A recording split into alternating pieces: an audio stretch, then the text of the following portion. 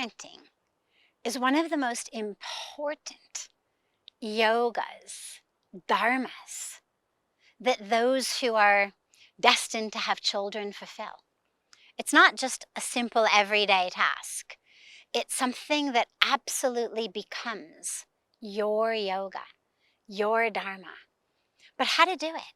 How to parent in such a way that the children we raise are full of courage and creativity and goodness and compassion and grounding and anchoring. Number one, make sure to give them independence. Don't be a helicopter mom or dad. Let them explore. Obviously, they need to stay safe, but it takes a lot less to keep kids safe than a lot of us think. I remember when I was growing up, my mom was from New York. And so my mom had grown up in New York City, going everywhere by herself. It was standard in New York City. Kids took the subway, they took the bus, they walked all over the city.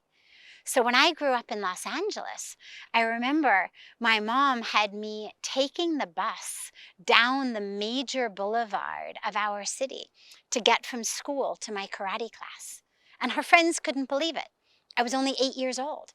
And her friends said, "What are you doing? What if something happens to her?" But my mom knew that that level of independence was actually going to be really good for me. And it was. I grew up unafraid of people, of the world, trusting myself, trusting the universe, trusting other people. And what's interesting is we don't lose our common sense. Parents think, oh, if I give them too much independence, something bad will happen. They won't know what's safe, what's not. Give your kids some credit. Give them independence. Let them explore. Let them understand that the world is actually a safe place to be in. Number two, let them get dirty. That's another thing that parents tend to helicopter over.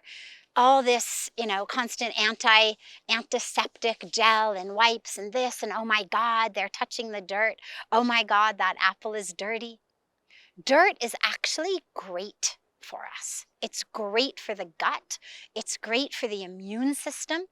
All of the microbes that are in the soil are actually that which interact with our bodies in such a healthy way.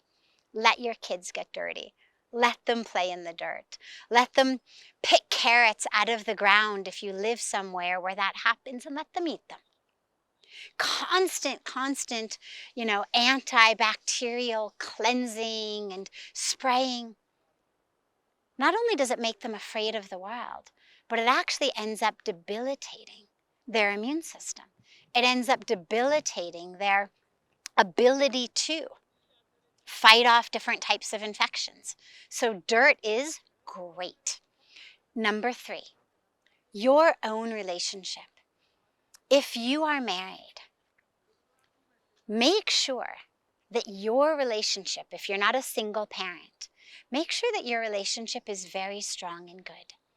The core connection of the relationship of the parents is one of the most critical factors in raising healthy, grounded, confident, courageous kids. And if you're not still together, that's also fine. But just make sure that there isn't fighting and animosity between you that the kids find out about. It's been shown that the relationship of the parents, the strength of that, is actually one of the most important determinants in children's emotional health. Number four, boundaries. Kids need boundaries. They will try to break them. They will say, no, it's not fair. Everybody gets to do it. I hate you. They'll say whatever they need to say. Stay firm anyway. They need that. If you've put in a rule, you've put in a system, stick to it. Let your kids push up against that wall. Do not budge. That doesn't mean be overly strict or harsh. Obviously think before you institute the rules. But once you've instituted it, whether it's around time on their devices, time with TV, bedtime, whatever it may be, Make sure that you stick to it. Homework first, other stuff later, whatever the rule is. Create those boundaries. It's critically important for children. And lastly, perhaps most importantly, make sure your children know that your love of them is based not on what they do, but who they are. That love should not be contingent upon them coming home with an A on an exam, or their room being clean, or them having scored the winning goal in soccer, or what we call football in India. That love of them should be just as strong, just as present when they fail an exam, if their room is a mess, if they were the goalie through whom the winning goal was made and so they lost the game. They should never see a withdrawal of love based on what they've done. Otherwise, our children grow up thinking that their worthiness of love is based on what they do. And then you end up with workaholics. You end up with people pleasers. You end up with people who themselves don't have confidence because they only got love and hugs when they got A's on exams, or when they finished all their chores, or when they did something that you wanted. Next time your child comes home with an F on the exam, or next time they didn't do their chore, or next time they didn't do something that you wanted them to, discipline them, no problem. Make them study harder, no problem. Take away the dessert or the perks or the party, no problem. But do not take away your love. Do not take away the expression of your love.